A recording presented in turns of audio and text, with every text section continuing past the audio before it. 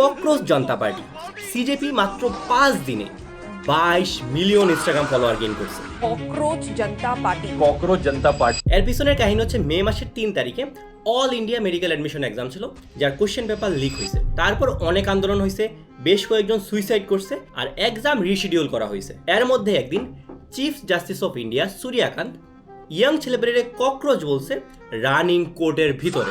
এরপরে তো খেলা জমা গেছে।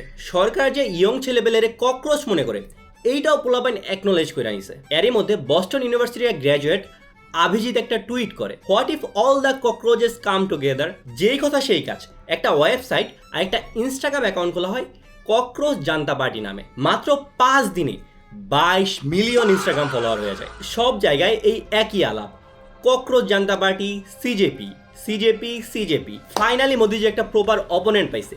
मेरे भी जीवन में कोई कहेगा क्या कमी है, तो अच्छे विपक्ष का अभाव ही मैं कमी महसूस करता हूँ। কিন্তু মোদিজি ভয় পেয়ে সিজেপি এর এক্স অ্যাকাউন্ট ব্যান করে দিছে ইন্ডিয়ার ভিতরে। কিন্তু কোশ্চেন হচ্ছে, এটা কি মজার মধ্যেই থাকবে নাকি ভারতীয় জেনজি এইবার নিজেদের অধিকার আদায় করে নিবে? এই পার্টি যে 10 পয়েন্ট ম্যানিফেস্টো আছে সেটা আসলে খুবই উইক। আমি যদি এই পার্টি বানাইতাম, I will not definitely torch it with 10 point manifestos. আমি এটারে এতটাই ডাইরেকশনলেস রাখতাম, everyone will think this is their movement against the incompetent government.